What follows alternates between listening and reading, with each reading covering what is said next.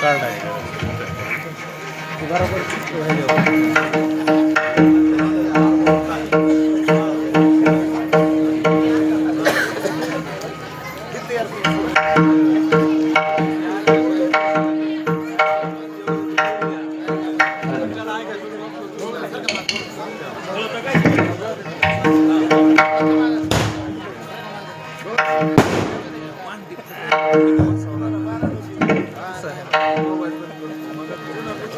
कशामुळे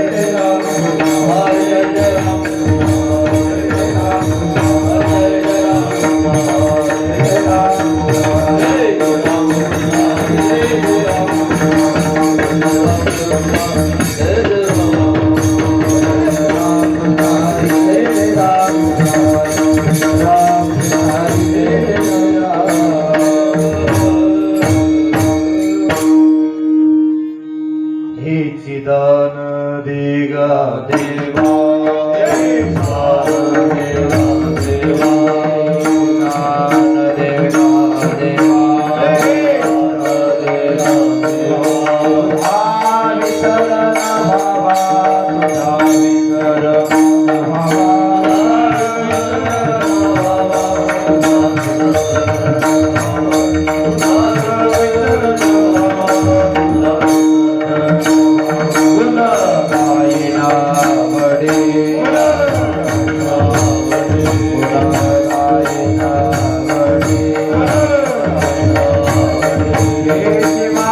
विसरण भावा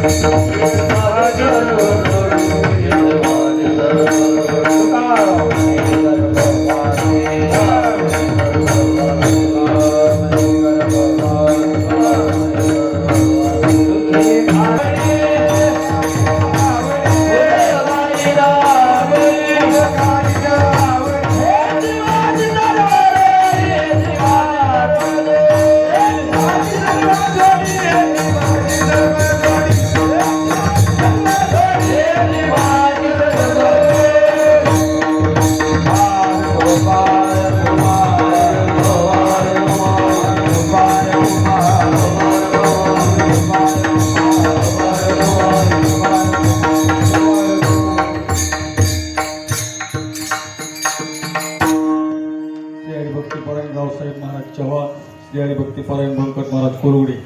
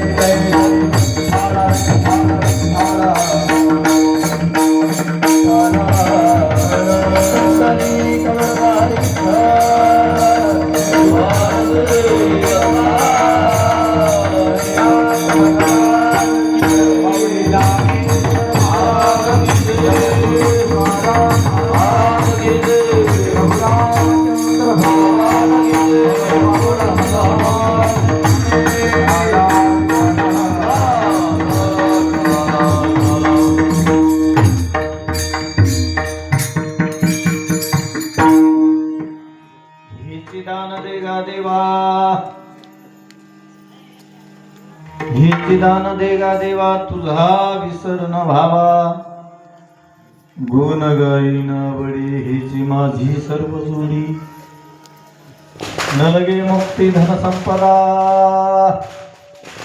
संत संग देई सदा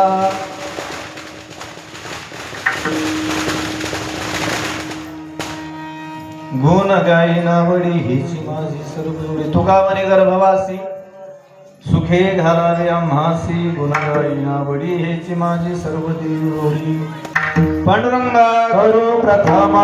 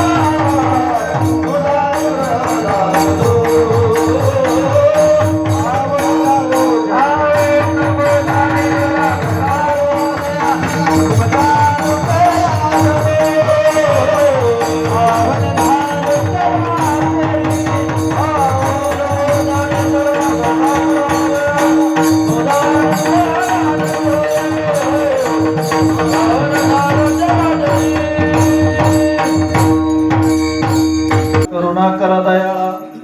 तुमचा अनुग्रह लागलो पावन झालो चराचरी. हेची दान देगा देवा तुझा विसर न व्हावा. गुण गायना वडी हेची माझी सर्व जोडी. प्रस्तुत कीर्तन रूपी सेवे करता निवडलेला अभंग महान भगवत भक्त जगद्गुरु श्री संत तुकाराम महाराज यांचा हा मागणी प्रकरणातील हा अभंग आहे. विठ्ठल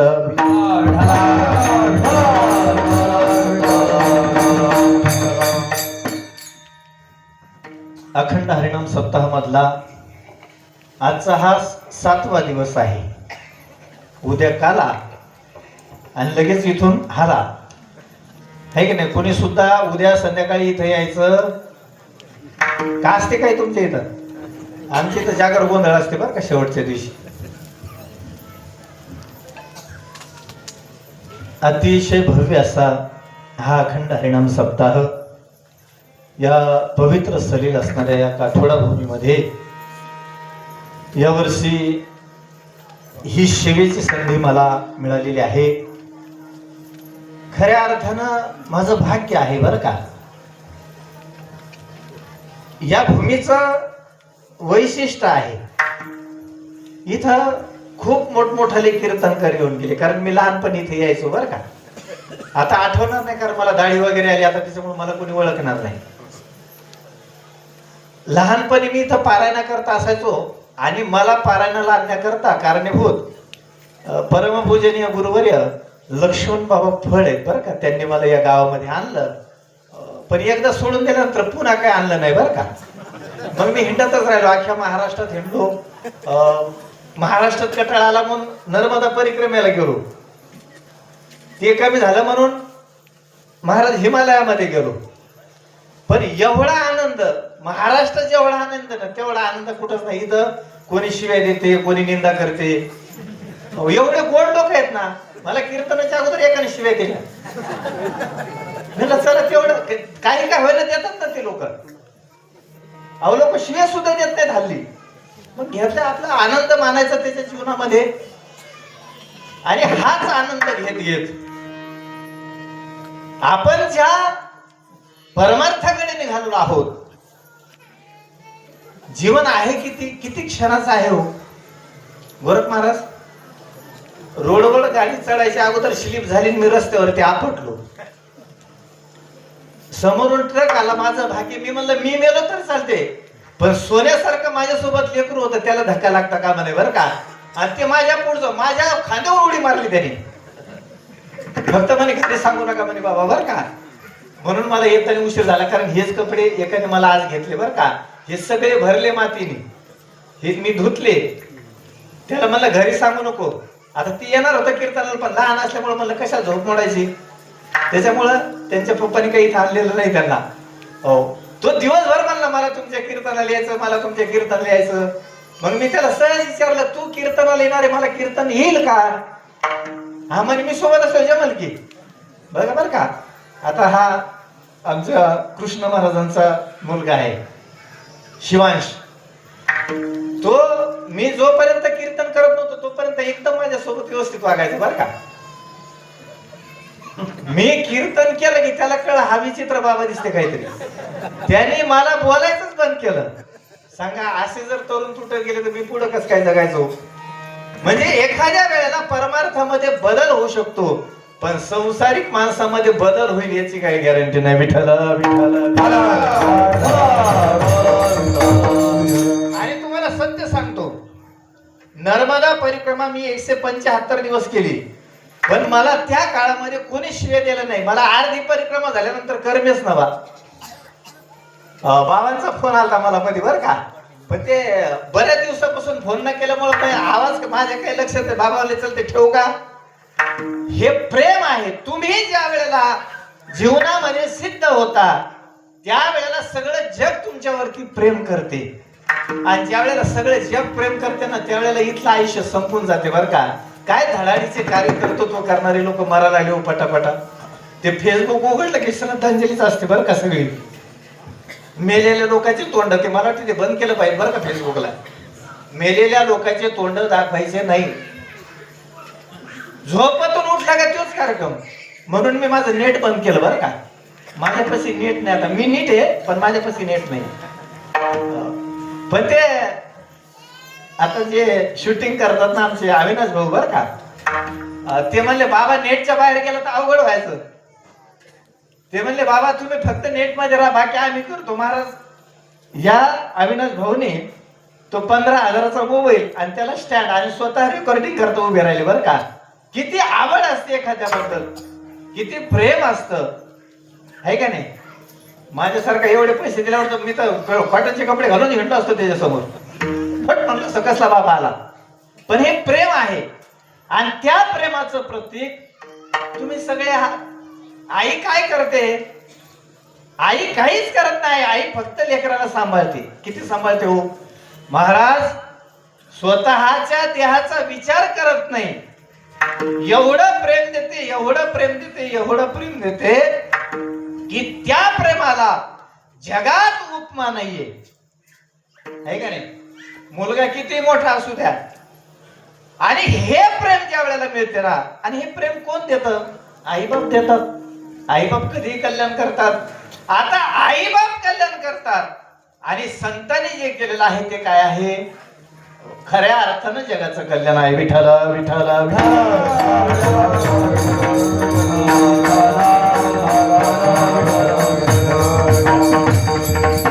या जगामध्ये तुम्हाला काय पाहिजे याच्याशी लोकांना काही घेणं देणं नाहीये. मला काय आवडतं हेच लोक जगाला देतात. याच्या व्यतिरिक्त संसारामध्ये काही नाहीये. आतापर्यंत साधू संत सांगून गेले आहे का नाही. ज्ञानोबा म्हणतात जव हे सकळ सिद्ध आहे, हात पाय आहे का नाही. म्हणजे दोन्ही गोष्टी महत्वाच्या आहेत. ह्या जोपर्यंत चालतात ना तोपर्यंत तुम्ही आनंदात आहात. एकदा ह्या थांबल्या की मनुष्याचं आयुष्य समाप्त होतं. विठ्ठल विठ्ठल. जगद्गुरु तुकोबाराय आहे, आणि या जगामध्ये मागितलेलं कुणालाच आवडत नाही महाराज. अजिबात नाही बर का. तुम्ही जर मागितलं तर जगात या जगात असे लोक आहेत की ज्याने मागितलं त्याला सोडून देतात. जगद्गुरु तुकोबाराया पाऊस नसेल तर हे साऊंड मोकळे करा ना. होय सिस्टीम आले पाऊस नाहीये. हा, ते का बा?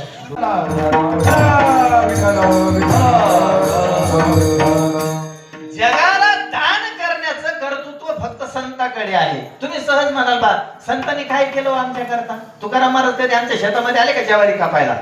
हे की नाही? अहो एवढे बारीक काम कसे सांगतात? आणि लोक कोणाला काय सांगतील याचा भरोसा नाही बरं का. जर याला कदाचित संतांनी या जगाकरता प्रयत्न केले नसते तर आज आपण आहोत त्या अवस्थेमध्ये राहिलो नसतो.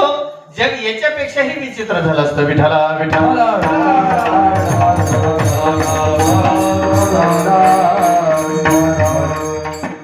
महाभारतामध्ये गोड प्रसंग आहे. भीष्म पितामह 185 वर्षाचे होते. किती? 185 वर्षाचे असणारे भीष्म पितामह कौरवाच्या बाजूला होते. पांडव बिचारे स्वतंत्र होते. त्याचं कारण देव त्यांच्या बाजूला होता. आणि देव ज्याच्या बाजूला असतो ना त्याला जगातल्या वस्तूची गरज पडत नाही. तुम्ही असं समजू नका. देव ज्याच्यावरती प्रसन्न होतो त्याचं जीवन सुंदर होतं. आपण साधू संतांच्या का पाया पडतो? माझे गुरुजी एक उदाहरण सांगायचे, तुम्ही सगळे ध्यान देऊन ऐका बरं का, तरच तुमच्या लक्षात येईल. म्हटले श्रावण महिन्याचे दिवस होते. कृष्ण महाराज आणि मला वाटते पंडित मिश्रांच्या कथापासून महादेवाच्या भक्तीचा प्रचार जास्त वाढला. म्हणजे बहुतेक काही दिवसांत महादेवाला सर्दी सुद्धा होईल. आता रात्री 3 वाजता पाणी घालतात बाहेर देवाला. अरे काय येड लागला का काय? बरं त्यांनी जे सांगितलं ते केल्यानंतर खरंच तसं होतं का? मला तरी असा अनुभव आहे त्यांनी जे सांगितलं त्यातलं काहीच गरज झालेलं नाही. नाहीतर अभ्यास करायची गरज नव्हती लेकराला, आहे का नाही? एक ध्यानामध्ये ठेव, मी त्याचा निषेध करत नाहीये. एखाद्याला सिद्धी प्राप्त झाल्यानंतर या जगामध्ये त्याला प्रसिद्धी मिळते, आहे का नाही? आता सध्या एक बाबा पॅरेलवर सुटलेला आहे. लोक तो गाडीत बसून चालला तरी त्याला शिवे द्यायला लागले. का? वाईट कर्म करणाऱ्याला या जगामध्ये मान मिळत नाही. विठाला विठाला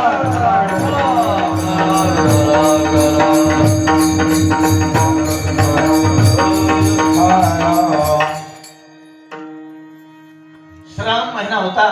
सोमवारचे दिवस होते आणि जवळजवळ सगळे प्राय लोक त्या भगवान शंकर प्रसन्न करता करता मंदिरात जातात. आला भगवान शंकराचं मंदिर मुळात कुठं असते? आहे का नाही? स्मशानामध्ये. मग एक भक्त गेल्यानंतर त्याची काही इच्छा नव्हती, पण बायकोनं कृष्ण महाराज त्याला सांगितलं की काय करा तुम्ही, भगवान शंकर प्रसन्न झाल्याशिवाय घरी यायचं नाही. चमत्कार असा घडला. बायकोचा धाकात, आता कोण कोणाच्या धाकात असेल काय सांगता येत नाही. हो, तो बिचारा धाकात होता. गेला मंदिरामध्ये बसला. ओम नमः शिवाय, ओम नमः शिवाय, ओम नमः शिवाय. आता काही गिराईक असे असतात की दुकानदाराला वाटते लवकर निघून जावं. भगवान शंकरांना वाटलं 15 दिवस झाले, त्यांना वाटलं जाऊ दे, याला काय लागते ते देऊन टाकावं आणि आपण मोकळं व्हावं.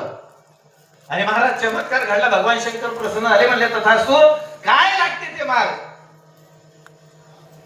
आता असं म्हटल्यानंतर भक्त काय मागणार? तो म्हटलं तेव्हा मला फक्त तुम्हाला प्रसन्न करायचं, तर मला काही नकोय. तुम्ही प्रसन्न झाला याच्यामध्ये आनंद आहे. आणि चमत्कार असा घडला की भगवान शंकरांना वाटलं काय मागितलं नाही, याला आपणच दिलं पाहिजे. मग त्या भगवान शंकरांनी काय केली? त्याला एक डबी दिली बरं का. डबी दिली, डबी. तंबाखू खातात त्यांना अनुभव असेल, आता ते वापरत नाही मला वाटतं स्टीलच्या डबे, आहे का नाही? अशी डबी दिली ज्याच्यामध्ये 3 तोळे सोनं दररोज तयार व्हायचं बरं का. आता सोन्याचे भाव मला काय माहित नाही बरं का, कारण मला साखरेचे भाव सुद्धा माहित नाही. ते 3 तोळे सोनं व्हायचं. तो घरी आल्यानंतर बायकोला इतका आनंद वाटला. म्हटले वा वा वा वा, बरं झालं. पण शेजाऱ्याचं चांगलं झालेलं शेजाऱ्याला कधीच आवडत नाही. त्या बाईने विचार केला, 50 लाखाची गाडी, 20 लाखाचा ट्रॅक्टर, जगाची सगळ्यात चांगली बाईक येते त्याच्या दारी काय भानगडे. आता बाया कधी बसत नाही. पूर्वीचा काळ होता तो बाया कपडे धुण्याकरता नदीवरती जायच्या बरं का. आणि गेल्यानंतर तिथं सहज विषय निघाला. तिनं काय सांगितलं, काय नाही, माझ्या नवऱ्याला भगवान शंकर प्रसन्न झाले, त्यांना डबी मिळाली आणि त्याच्यातून दररोज 3 तोळे सोनं काय होते निघते. आता त्या बाईनं काही विचार केला नाही. तिनं लगेच नवरा गाठला आणि त्याला सांगितलं, उद्या तुम्ही काय करायचं, महादेवच्या मंदिरात जाऊन बसायचं, सगळी व्यवस्था तिथं तुम्हाला, डब्या सगळं, मोबाईल रिचार्ज वगैरे, चार्जर सगळी व्यवस्था. तो गेला, आता ते त्याची इच्छा नव्हती पण नाईलाज होता बिचारा. ओम नमः शिवाय, ओम नमः शिवाय, ओम नमः शिवाय, ओम नमः शिवाय मनामध्ये काहीतरी भावना, आणि मध्ये मध्ये त्याच्या डोक्यात यायचं ओम नमः शिवाय डबी, ओम नमः शिवाय डबी, ओम नमः शिवाय डबी. भगवान शंकर वाटलं पहिलं बरं होतं, पण हे डायरेक्ट डबीवरच आलं आणि चमत्कार घडला महाराज. भगवान शंकराने 8 दिवसात त्याला काय केलं, तथास्तु बोल म्हणजे भक्ता काय देऊ, काय नाही म्हणजे तेव्हा डबी द्या. डायरेक्ट मागणी केली का भगवान. आता ते शंकरच महाराज बोलत त्याने लगेच डबी दिली, पण त्या डबीत असा चमत्कार होता, जो डबी उघडल त्याच्यातून राक्षस बाहेर निघायचा आणि जो उघडल त्याची चप्पी करायचा. आता त्याला वाटलं काय बा, बायको सांगितलं कधी खरं झालं, आज बघूया काय. त्याने तिथंच उघडली, त्याच्यातून लगेच तो बाहेर निघाला राक्षस, हातामध्ये मोठा वस्त्र, एका फटक्यात त्याला सवन करून टाकलं, एकदम महात्मा गांधी. त्याला वाटलं बापरे बाहेरच प्रकार आहे, पण त्याला वाटलं जाऊ द्यायचे झालं. ते घरी आला, आल्याबरोबर बायकोचं स्वागत केलं, म्हणजे बरं झालं आले तुम्ही बरं का, म्हणजे आणली का डबी, म्हणजे आणली डबी. पण त्या डबीत काय हे त्यानं काय सांगितलं, आणि तो गेला पोरीला पोरग पाहण्याकरता. आता गप बसल ती बाई कशी हो, म्हणजे इथले नाही बरं का.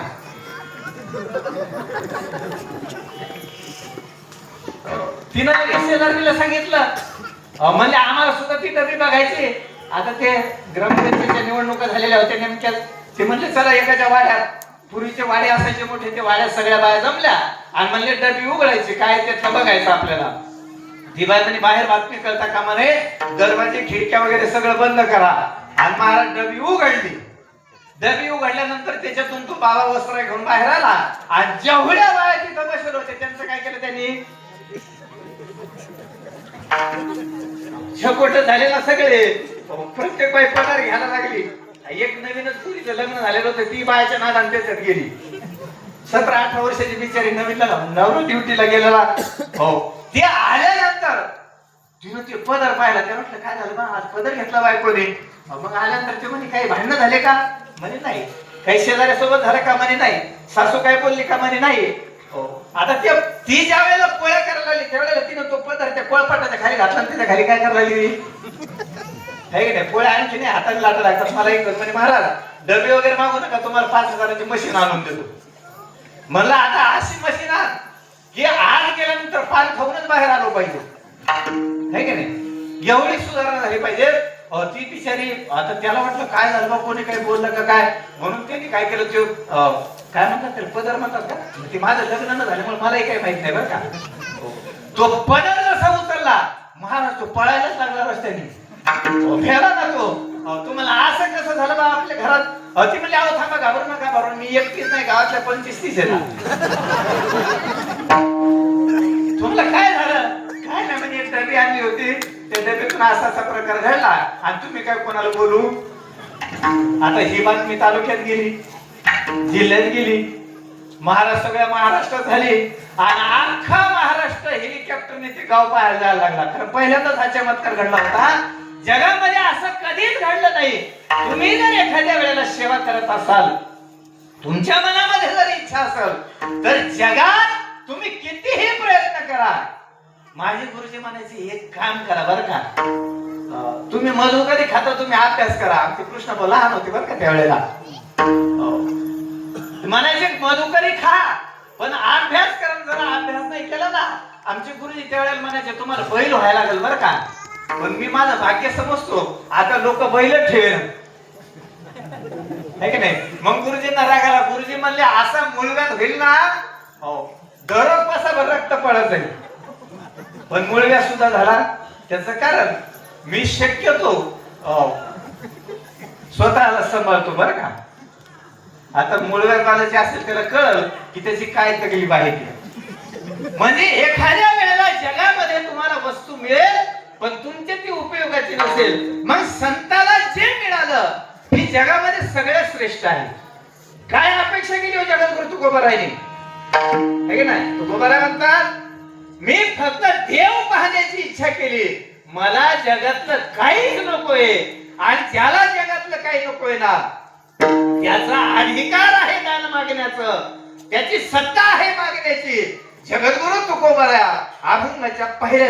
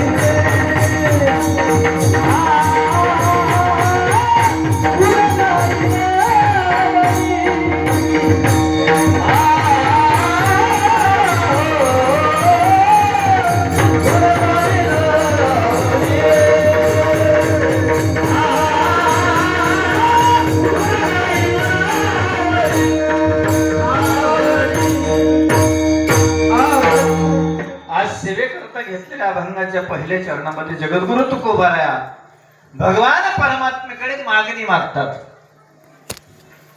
बायकोला मागणी मागण्याचा अधिकार तेव्हाच होतो ज्या वेळेला ती पूर्ण समर्पण करते, स्वतःचे आईबाप सोडून देते. आहे की नाही महाराज? किती त्याग करते हो. लोक म्हणतात साधू संत लय त्याग करतात. माझी तर चेटी हरपली तर मला 3 महिने करमत नव्हतं. आहे की नाही? काय साधू संत त्याग करतात. हो, एवढा त्याग करते ज्या आईनं जन्म दिला ना महाराज, तिचा सुद्धा त्याग करते. ज्या बापाने आपल्याकरता एवढे कष्ट घेतले, कारण इथं बसलेले ना सगळे कष्ट करणारे लोक आहेत महाराज. मला आश्चर्य वाटत, मी आता नर्मदा परिक्रमा मला जवळजवळ 9 महिने झाले बरं का. मला असं गाव पाहिजेत होतं जिथं फक्त कष्टाचं खाल्लं जातं बरं का. आणि मला गाव मिळालं. मांजरसुंबेच्या खाली मुळूक नावाचं गाव आहे. एवढे कष्ट करतात महाराज लोक. मी तिथली माऊली कधीच घरी पाहिली नाही बरं का. दिवाळी सुद्धा त्यांनी टप्प्याटप्प्याने केली, त्याच्यामुळे मला मस्त पैकी भरपूर खायला मिळालं. एका दिवशी दिवाळी केली नाही त्यांनी, माझी मजा झाली बरं का. मला लोक हल्ली विचारतात तू कस काय खातो, म्हणलं कष्ट तर खातो. म्हणे तू तर चांगला फुगला, कपडे चांगले घालतो. अरे म्हणलं जे लोक कष्ट करतात त्यांचं काय करतो मी. तुम्हाला खरं सांगतो बरं का, मला एखादी परवा दिवशी 500ची नोट दिली. इतका आनंद वाटला महाराज. रोजान जायचं काम नाही, काय नाही, कडकच्या कडक एटीएम मधली नोट. गडी देणारा तगड्याच्या तगडा होता, माझ्यापेक्षा डबल होता. पाया त्यालाही वागता येत नव्हतं, मलाही वागता येत नव्हतं. दोघे एकमेकाच्या हातात घेतले. म्हणजे बाबा आज माझी इच्छा पूर्ण झाली. म्हणलं वा वा वा वा. काय झालं? म्हणे मी असं ठरवलं होतं, माझं काम झालं की तुमच्यासारखा बाबा पाहायचा त्याला 500 रुपये द्यायचे. म्हणलं वा वा वा. काय झालं? सकाळी बोकड कापलं म्हणजे एका तासात विकलं गेलं. ती नोट हातात आल्यावर मला ते बोकडाचं मुंडकं दिसायला लागलं. आता त्याचा काय अपमान करावं. आता बोकड कापणारा माणूस ना आपल्याला, मी काय बोललो नाही. पण मी ती नोट घेतली. मला म्हणे असं जर माझं घडत राहिलं तर महाराज दररोज तुम्हाला 500 रुपये देणार मी. म्हणलं भाऊ परत मला भेटू नको बरं का. मी आणखी नाही ती 500ची नोट. मुळूक मध्ये मारुतीच्या मंदिरामध्ये टेबलावरती ठेवली बरं का. मला ते ऐकल्यानंतर हे कशाचे पैसे आहेत पुन्हा मला हात लावायची इच्छा झालेली. मला एक जण बाबा इथे 500ची नोट पडली. मला ती कायमस्वरूपी माझ्या डोक्यात राहील की कष्टाचा पैसा सोडता कुठलाही पैसा घ्यायचा. जर तुम्ही तो पैसा घेतला, अरे कष्टाने कमवलेला बरबाद झालेलो कराव काही राहिलं नाही. मी लहान असताना जे लोक आमच्या गावात तालेवर होते ना महाराज, ते जर आले तर बाहेरना पदर घ्यायला लागायचा, लोकांना बूट काढायला लागायचा. नंतरच्या काळात एवढी भयान परिस्थिती झाली की आज ते लोक खायला नव्हता तर जिवंत असणारे लोक आहेत, पण आज खायला नव्हता येत. आणि ज्यांना खायला नव्हतं ना महाराज त्यांनी बंगले बांधले. बघा बर का, माणसाचं जो घर साधं असतं ना तर माणसाचं मन खूप मोठं असते. हो, ज्यांचे घर साधेत ना मी त्यांच्याच घरी डबा द्यायला लागलो बरं का सध्या, कारण त्यांच्या मनात एवढं प्रेम असते, एवढं प्रेम असते. महाराज डबा भरताना इतका दाबून भरतात. मी एकदा डबा उघडला, मला झाकणच उडलं, पत्राला लागलं वरती. मी म्हणलं एवढं काय भरलं, पाहत होतं त्याच्या 13 चपात्या भरलेल्या डब्यामध्ये.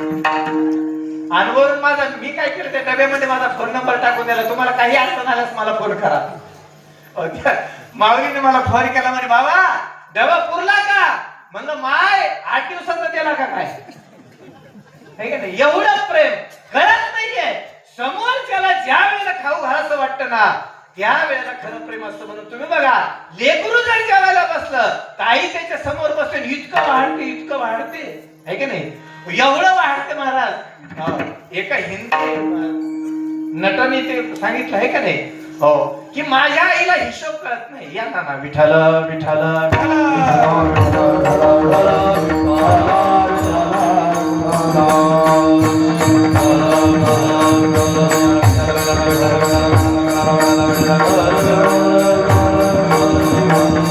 आई एवढं वाटते. पोरग म्हणते आई बस झालं. आई म्हणते तुला जेवढं ढकल तेवढं तू काय कर. त्याला प्रेम म्हटलं जातं. आणि हे प्रेम संतांनी जगा करता दिलं. सत्तेची काय गरज आहे गावाला, आहे का नाही? तरी सुद्धा किती आट्टा असे महाराज. एवढं सुंदर वातावरण. मी तर नाना 2-3 ठिकाणी गेलो, पावसाने माझे इतके हाल केले. माईक सिस्टीम वाले माईक झाकून भोंगे झाकून ठेवायचे. मी म्हणलं काय का असेल आपलं पाकिट कमी नाही करायचं. 4-5 लोक काय असे ना, पण मी कीर्तनच केले महाराज. कारण एवढाच मोसम नाही, पुन्हा काय उन्हाळा आहे ना नंतर. एवढं मोसम जर सोडलं तर पुन्हा काय नाहीये. एवढं प्रेम तुकोबरायचं देवावरती, एवढं प्रेम महाराज. पावसाळ्याचे दिवस आहे का नाही, आपण पंढरपूरला कधी जातो. खरं पंढरपूरची वाडी आहे ना उन्हाळ्यात पाहिजेच होती. म्हणजे सरकारने आपली व्यवस्था केली असते सावलीची, ती नेमकी पावसाळ्यात. हो महाराज, जगद्गुरु तुकोबाराया यावर्षी पंढरपूरला गेले नाही. तुकोबारायांचे थोडेस ताप आला आणि तुकोबारायांनी ठरवलं की आता यावर्षी आपण काही तेव्हाकडे जायचं नाही. मात्र धावा चालू होता बरं का, पांडुरंगाचा धावा चालू होता. आणि धावा करत असताना प्रचंड असा धो धो धो धो पाऊस पडते महाराज. इंद्रायणी माता तुडुंब धरून वाहत होती. आणि दशमीच्या दिवशी जगद्गुरु तुकोबारायांना भगवान परमात्म्याची आठवण आली. त्यावेळेला तुकोबाराय मनामध्ये विचार करायला लागले. म्हटले सगळे वारकरी आता पंढरपुरामध्ये जातो, वाकडीचं रिंगण संपलं, सगळे पंढरपुरात जात असतील, सगळे येणाऱ्या लोकांना हात जोडून स्वागत करत असतील. तुम्ही या, आज दसमी आहे, आज आमच्याकडे भोजन घ्या. आणि ही आठवण येऊन तुकोबारायांचे डोळे भरून आले, कंठ दाटून आला. मनामध्ये म्हणतात देवा खरं तर माझी शेवटची वारी होती, पण मी येऊ शकलो नाही. माझा निरोप मी देवांना पाठवलेला आहे. तुकोबारायांनी निरोप पाठवला होता की मला काही येता येणार नाही, पण माझी इच्छा आहे की पंढरपूर परमात्म्याची माझी आठवण करावी. आणि पंढरपुरामध्ये वेगळंच घडलं. भगवान परमात्मा इकडे तिकडे बघायचे, कधी कधी वर पाय करायचे महाराज. हो असे बघायचे. रुक्मिणी माते म्हटलं काय चाललं? ते म्हटले मला काय चाललं? अगं म्हणे एवढ्या मोठ्या वारकऱ्यामध्ये माझे तुकोबाराय दिसत नाही. म्हणले फोन लावा ना. काय म्हणले? आता त्यावेळेला फोन लावा ना म्हणजे एखाद्यानं जर स्मरण केलं आहे की नाही. इथं काही माता मंडळी आहेत वयस्कर, जर पोरीनं आठवण केली तर आईला बुचकी लागायची असं म्हणतात बरं का. आता ते बुचकी मोबाईल मुळे बंद झालेली आहे. कारण आई एवढी बोलते का ती पोरगी कधी बुचकी लागून जाते कळतच नाही. आता हे सगळं बंद झालं. तुकोबाराय मनामध्ये विचार करतात, रात्रीचे 12:30 वाजले, तुकोबाराय भगवान परमात्म्याने सांगितलं, हे बघ मी देहूला जाऊन येतो, माझ्या तुकोबारांना भेटून येतो. तुकोबारांना भेटण्याकरता ते गेले आणि गेल्यानंतर महाराज पंढरपूर त्या देहूची अवस्था पाहिली भगवान परमात्म्याने. म्हटले संपूर्ण देहू पाण्याखाली बुडलेला आहे, माझ्या तुकोबाराचं घर कसं असेल. महाराज साधू संतांना गरीब म्हणून आपण मोठं होत नाही बरं का. माझी इच्छा आहे की इथून पुढे लोकांनी तुकोबाराय गरीब होते सांगू नये, कारण जे तुकोबाराय गरीब होते ते आम्ही सांगणारे कोंबलं 10 लाखाच्या गाड्यात हिंडा लागलो आहे का नाही. मग तुकोबाराय गरीब होते सांगण्याचा अधिकार तुम्हाला कोणी दिला.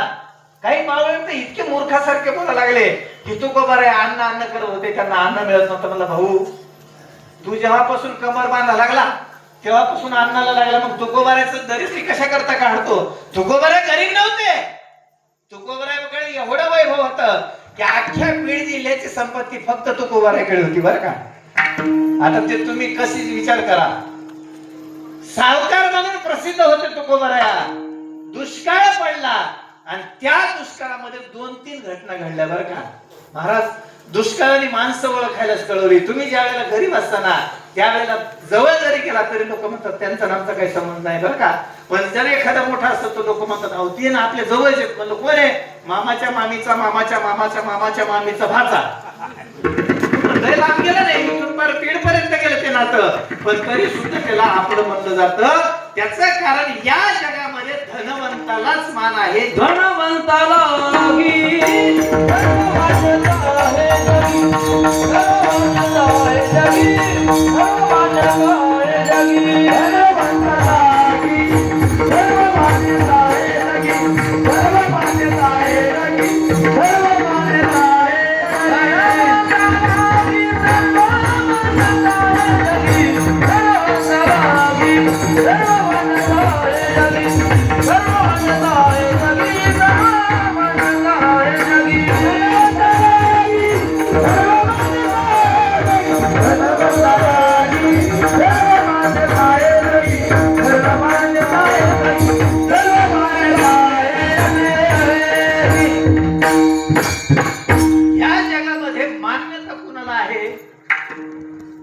आता संत सुद्धा श्रीमंत असला तरच लोकांना आवडतो, तरच लोक काय करतात त्याच्या. एक म्हणलं महाराज माझ्या गुरुला अटक झाली, मला एखादा गुरु सांगा कोणतरी. मग मी त्याला ते गुरु सांगितला, नेमकी त्यालाही 2-3 महिन्यानंतर अटक झाली महाराज. पुन्हा तो माझ्याकडे आला, मला महाराज त्या बाबाला फसवलं, त्याच्यावरती केस झाली, त्यालाही अटक केलं. म्हणजे तुम्ही माझा गुरु होता का. मला भाऊ मला काय कुठं जायची इच्छा ऐक ना. लोक विचित्र असतात. तुम्ही माझे गुरु व्हा. म्हणलं 2-3 जणांची वाट लावली, आता माझ्या मागे लागू नको, पुन्हा आश्रमात येऊ नको बरं का. जगामध्ये मान्यता आहे, पण ज्याच्याकडे संपत्ती आहे लोक म्हणतात पैशाला कोण विचारते. सगळं जग कशावरती चालू आहे आता. आपण एवढं सुद्धा पैसे मागते हो. ते पुलाखाली गाडी उभी राहिली, मी म्हणलं काय मागते काय माहितीये. म्हणलं भाऊ काय देऊ. दे ना म्हणे 500ची नोट. म्हणलं माझं पाकिट नाही आलं तुला कुठून. म्हणजे येडा जरी असलं तरी त्याला माहिती जगात काय चालते माणसाचं. नोट आणि वोट चालते आहे का नाही. याच्या व्यतिरिक्त जगात काही चालत नाही. तुकोबारायकडे देव आले. महाराज इंद्रायणी मातेला हात जोडले प्रभूंनी. त्याचं कारण होतं जगद्गुरु तुकोबारांना माहित, भगवान परमात्म्याला माहित होतं माझ्यावरती निस्सीम प्रेम करणारे तुकोबाराय इथं राहतात. माझे तुकोबाराय याच इंद्रायणीमध्ये आंघोळ करत असतील, माझे तुकोबाराय याच तुळशीला प्रदक्षिणा घालत असतील. भगवान परमात्मा आले तोपर्यंत रात्रीचे 12:30 वाजले होते बरं का. आणि हा परिवार सगळा कुठं चाललेला होता. पंढरपुरामध्ये घुसत होता. भगवान परमात्मा विटेवरती नव्हते. भगवान परमात्म्याने एक स्वरूप तिथे ठेवलं आणि दुसऱ्या स्वरूपाने जगद्गुरु तुकोबारायांच्या घरी आले. आल्यानंतर दरवाजावरती थाप मारली. थाप मारल्यानंतर तुकोबारांना असं वाटलं की कोणीतरी आलेलं आहे. महाराज अंगाने ताप भरलेला आहे. त्या अवस्थेमध्ये तुकोबाराय उठले, दरवाजा उघडला आणि उघडल्यानंतर पाहिलं महाराज साक्षात परब्रह्म, ज्याला भेटण्याकरता लाखो लोक पंढरपुरामध्ये गेलेले आहेत, तो भगवान परमात्मा जगद्गुरु तुकोबारायच्या दारामध्ये उभा आहे. महाराज तुकोबाराने हात जोडले म्हणले प्रभू आम्ही तर तुमचं चिंतन करत होतो, आता खरी आवश्यकता तुमची कुठं आहे? पंढरपुरामध्ये आहे. भगवान परमात्मा म्हटले महाराज वेळ कमी आहे, सकाळी 4 वाजेपर्यंत मी तिथं पोहोचलो पाहिजे, कारण येणारे आमिष घालणारे सगळे लोक कसे आहेत? तत्पर आहेत. महाराष्ट्राचे मुख्यमंत्री सुद्धा येत आहेत, त्याच्यामुळे मला अर्जंट तिथं जाणं आहे.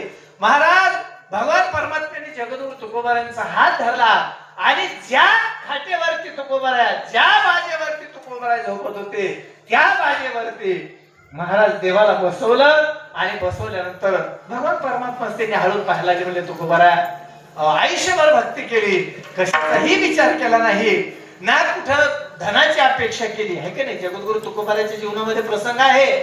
तुकोबारांना देण्याकरता महाराज आले, छत्रपती शिवाजी महाराज. पण तुकोबारांना नाही महाराज काय मागितलं, माझ्याकडे नुसतं एखाद्या आमदाराचा नंबर जरी असला ना तरी सुद्धा मला वाटते मी कोण आहे या जगामध्ये. अरे देणारा बाप आहे. तुम्हाला असं वाटते आपल्याला जे अन्न मिळतं ते कशामुळे मिळतं? कधीतरी विचार केला का? आपल्या घरामध्ये जे अन्न निर्माण होतं ना ते देवाने आपल्या करता केलेला प्रसाद असतो. तुमच्या गावाचं भाग्य आहे महाराज, 7 दिवस तुम्ही अखंड अन्नदान करत आहात आणि त्या अन्नदानाने बाहेरून येणारा वर्ग